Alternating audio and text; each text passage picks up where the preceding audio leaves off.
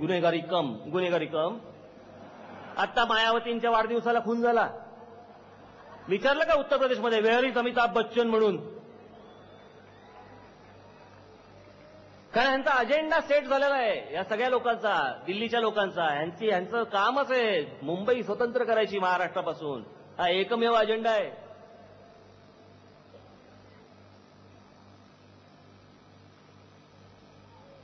यांचे बापजादे खाली उतरले पाहिजेत. मुंबई महाराष्ट्रापासून स्वतंत्र करण्याची तुम्ही फक्त गोष्ट करूनच तर बघा. पण बाबांनो, यांचं सगळं चाललंय ना ज्या पद्धतीने, वाईट या गोष्टीचं वाटतं मला की आपल्याकडचे राज्यकर्ते आणि आपल्याकडचे विरोधी पक्ष हे सगळं ज्या वेळेला संसदेमध्ये बोंबलत होते, त्या लालू प्रसाद यादव आणि तो कोणतो नितीश कुमार आणि तो अजून कोण होता तो पासवान, त्याला बघितलं किंवा असं वाटतं आंघोळ करतो की नाही.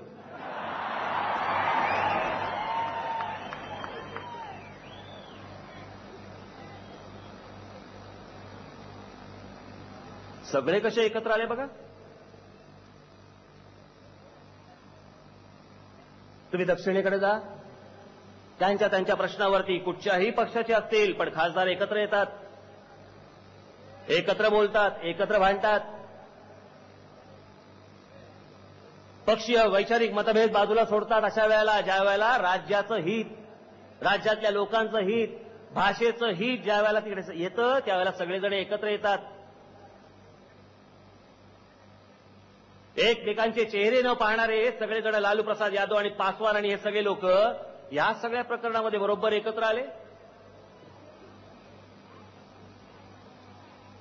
तो कोणतरी एक मुलगा बसमध्ये चढून फायरिंग करतोय, सगळ्यांना दिसतंय. आमच्या महाराष्ट्रातल्या पोलिसांनी त्याला गोळ्या घातल्या आणि त्याला मारलं. आमच्याच लोकांना विचारतायत पोलिसांवरती म्हणे इन्क्वायरी लावा. त्याला साधं पकडता नसतं का आलं? रिव्हॉल्वर त्याच्या हातात, एकाच्या पहिल्यांदा मांडीत गोळी घातलेली त्यांनी, सगळ्यांना बसमध्ये धमकवलेलं. पोलिसांनी त्याला सरेंडर हो म्हणून पण सांगितलं. त्यानंतर पण न होता पोलिसांनी काय करायला पाहिजे होतं? त्यांनी अजून जर 4-5 जणांना मारले असते तरी तुम्ही पोलिसांनाच दोषी धरलं असतं, आणि त्याला मारलं तरी तुम्ही त्यांनाच परत दोषी धरताय. काय अपेक्षा तरी काय? हे आता पण 26 तारखेला आमचे तुकाराम उंबाळे यांनी ती गन पोटात धरली, त्याच्या सगळे पोटात गेल्या गोळ्या, आतमध्ये गेल्या गोळ्या.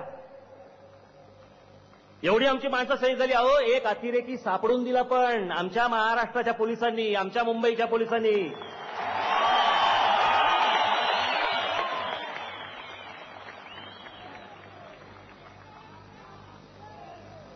त्याचं काहीच नाही. आणि यांचं काय कॅम्पेन सुरू बघा. उत्तरेतनं लोक आणावी लागली. उत्तरेचा काय संबंध? ते एनएसजीचे जवान असतातच तिकडे, तर ते आले तिकडे त्याला काय करणार? म्हणजे उद्या काय आम्ही सफरचंद खाल्ले तरी हेच म्हणणार बघा उत्तरेतलं सफरचंद यायला पिकतं तिकडे, मी काय करू? हा असला नादानपणा महाराष्ट्राने कधी केला नाही.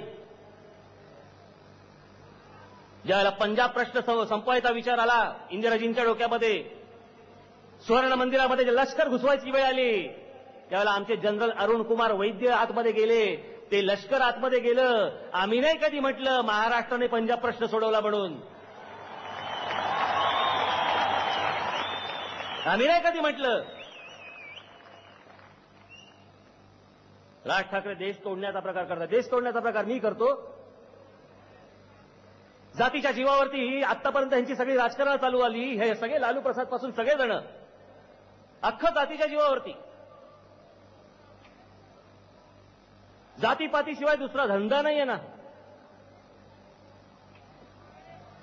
मी आणलं त्या मला त्या पाठ पण होत नाही त्या काय ते.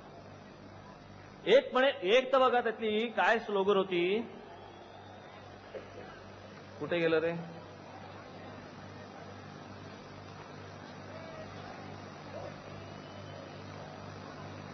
हा, ही मायावतींची स्लोगन काय?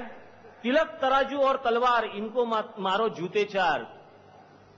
तिलक म्हणजे कोण? ब्राह्मण. तराजू म्हणजे कोण? बनिया वैश्य. तलवार म्हणजे कोण? क्षत्रिय राजपूत. यांना काय? इनको मारो जूते चार. हे यांचं राजकारण करायची पद्धत. इथे कोण? हे लालू प्रसाद यादव.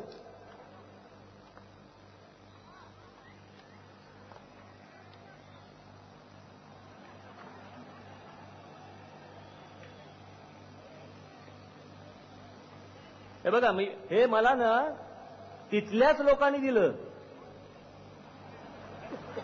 की हा तिथे काय काय मुक्ताफळं चालू असतात त्याची, तिथल्याच लोकांनी. मला बिहार मधल्या एका आमदारांनी पाठवलेली गोष्ट आहे.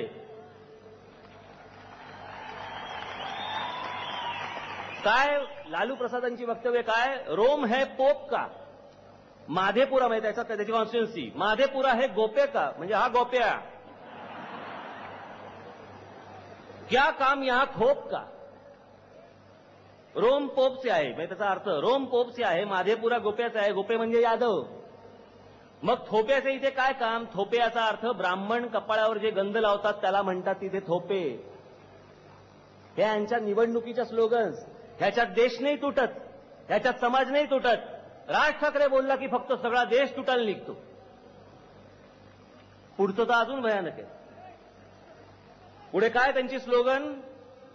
भुरा बाल साफ करो, भुरा बाल साफ करो. सुरुवातीला कळलंच नाही लोकांना भुरा बाल साफ करो. सगळे जायला लागले केस कापायला. भुरा बाल साफ करो म्हणजे काय? भू म्हणजे भूमिहार, रा म्हणजे राजपूत, बा म्हणजे ब्राह्मण आणि ल म्हणजे लाला किंवा कायस्थ. हे यांचे जातीचे सगळे प्रकार. याच्यावरती यांचं चालणार राजकारण. म्हणजे संपूर्ण लालू प्रसाद यादवांच्या अख्ख्या काळामध्ये, मी त्या दिवशीच बोललो होतो, 1200च्या वरती खून झालेत. तिथे कधी नोटीस जाणार नाही पंतप्रधानांची. पंतप्रधानांची नोटीस इकडेच येणार. कारण हे आमचं खुळचट ना, सगळे बुलचट. आमच्याकडनं येणार नोटिसा. हे वरून सांगणार, लालू प्रसाद यादव वरून सांगणार, नितीश कुमार वरून सांगणार, पासवान वरून सांगणार, मायावती वरून सांगणार. हे सगळे उत्तर प्रदेश बिहारमधले नेते सांगणार. आणि मग केंद्रातलं आमचं सरकार ह्यांचं ऐकून आमचे मुख्यमंत्री आणि उपमुख्यमंत्री काढून टाकणार, आमचे मराठी गृहमंत्री काढून टाकणार. आणि ह्यांना लाजा पण नाहीत. अरे जाता जाता तरी मान वर करून जायची होती. अरे भाषणामध्ये तुम्ही उदाहरणं देता रे, भाषणामध्ये उदाहरणं देणार. आमच्या चिंतामणराव देशमुखांनी कसा राजीनामा नेहरूंच्या तोंडावर फेकला. अरे मग तू कधी फेकणार? काही नाही, यांच्याकडनं काही होऊ शकत नाही. त्याशी एकाला मी इंटरव्ह्यू करताना सांगत होतो, म्हटलं आपल्याकडे कसं बोनलेस चिकन फेमस आहे, बोनलेस चिकन, तशी एक महाराष्ट्रामध्ये एक वेगळी जात आहे, स्पाइनलेस पॉलिटिशियन म्हणतात त्याला. बिनकण्याचे राजकारणी. काही नाही ना, गाडा आतमध्ये घाला, बाहेर थांबतो, हो बाहेर थांबतो, किती वेळ थांबू, किती तुम्ही सांगाल तेवढा वेळ. त्याला काही या गोष्टींचं देणं घेणं नाही. मी जे बोलतोय ते का बोलतोय, कशासाठी बोलतोय, कोणासाठी बोलतोय.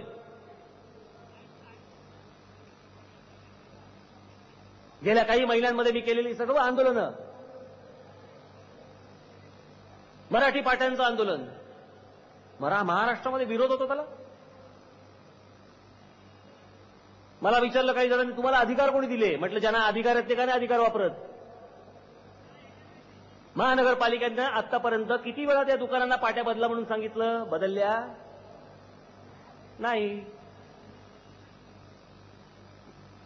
भावानो, मी खरंच सांगतो, 84-85 सालची गोष्ट असेल, कदाचित 85च मला असं वाटतं. त्यावेळेला आपल्या महाराष्ट्र राज्याचे माजी मुख्यमंत्री, आता नाहीये, कैलासवासी वसंतदादा पाटील यांनी एक वाक्य उच्चारलं होतं त्यावेळेला, की महाराष्ट्रात मुंबई आहे पण मुंबईत महाराष्ट्र दिसत नाही.